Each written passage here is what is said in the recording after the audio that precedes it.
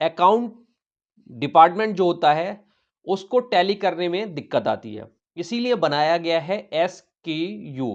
इसका full form है stock keeping unit, यानी कि स्टॉक का रिकॉर्ड रखने का एक तरीका। इसमें क्या है, एक कंपनी का जो ब्रांड है, सब कैटेगरी है, उसके नीचे जो सबसे नीचे तक प्रोडक्ट है, छोटा से छोटा, वो SKU के अंदर आता है। अब चलिए मैं आपको एक एग्जांपल से स्टार्ट करता हूं और फिर मैं आपको बताऊंगा कि आप किस तरह से अपनी सेल्स को बढ़ा सकते हैं। छोटी से छोटी कंपनी भी ये कर सकती है, एक छोटा से छोटा रिटेलर भी कर सकता है, और जो एम्प्लॉय होते हैं वो भी अगर इस चीज को कर लेंगे तो काफी सेल्स बढ़ जाएगी। मैंने यहां पे एक उदाहरण लिया है PNG कंपनी का ही। कंपनी कोई सी भी हो सकती है, मुझे एक उदाहरण लेना था, मैंने उसको ले लिया। PNG कंपनी है और इसका एक ब्रांड है टाइड। टाइड का सर्फ आता है, लेकिन इसका केवल सर्फ नहीं आता, और भी कई सारी चीजें आती हैं। तो इसके जो प्रोडक्ट हैं वो लॉन्ड्री प्रोडक्ट हैं टाइड के। इसके बाद स्टैन रिमूवर आता है, इसके बाद फ्लोर क्लीनर आता है।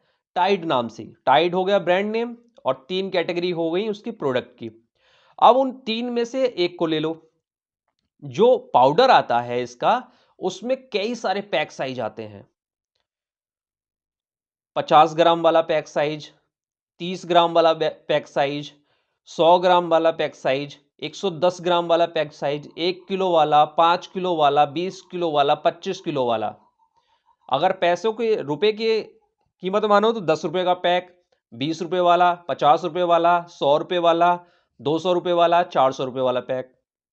तो ये इसकी सबसे नीचे वाली कैटेगरी, यानी सबसे लोवेस्ट कैटेगरी हो गई। अब इससे नीचे कुछ भी प्रोडक्ट के नीचे नहीं है।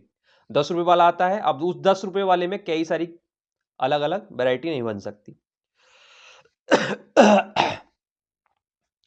तो यहां तक आप समझ गए। अब इस तरीके से PNG के पास 100 से ज्यादा ब्रांड हैं, और उन ब्रांड के अंदर भी बहुत सारे प्रोडक्ट हैं, फिर उनके अंदर छोटे पैक, बड़े पैक बहुत सारे हैं।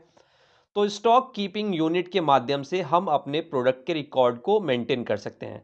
एक दुकानदार भी ये कर सकता है, और एक कंपनी वाला भी कर सकता है। अगर सेल्स एम्प्लॉय है तो वो SKU के माध्यम से अपनी सेल्स को बढ़ा सकता है। उसको पता रहेगा छोटे पैक कितने बिक रहे हैं, बड़े पैक कितने बिक रहे हैं, कौन सी दुकानदार जो है बड़ा पैक बेचता है, कौन सा दुकानदार छोटा पैक बेचता है। ठीक है, ज्यादा समझाने की आपको जरूरत नहीं है।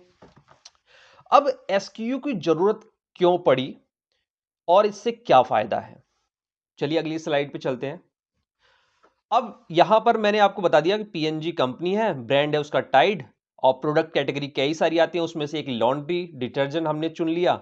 अब उसके अंदर SKU है 50 ग्राम, 100 ग्राम, 1 किलो, 5 किलो।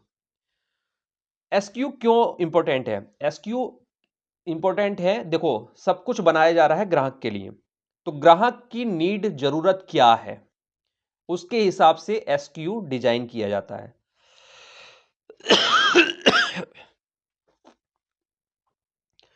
अब ग्राहक दो जगह रहता है, मोस्टली दो जगह, दो भागों में हर जगह को बांटा गया है, शहरी क्षेत्र और ग्रामीण क्षेत्र। तो शहरी क्षेत्र में कुछ पैक साइज ज्यादा बिकते हैं, और ग्रामीण क्षेत्रों में कुछ डिफरेंट तरह के पैक साइज ज्यादा बिकते हैं।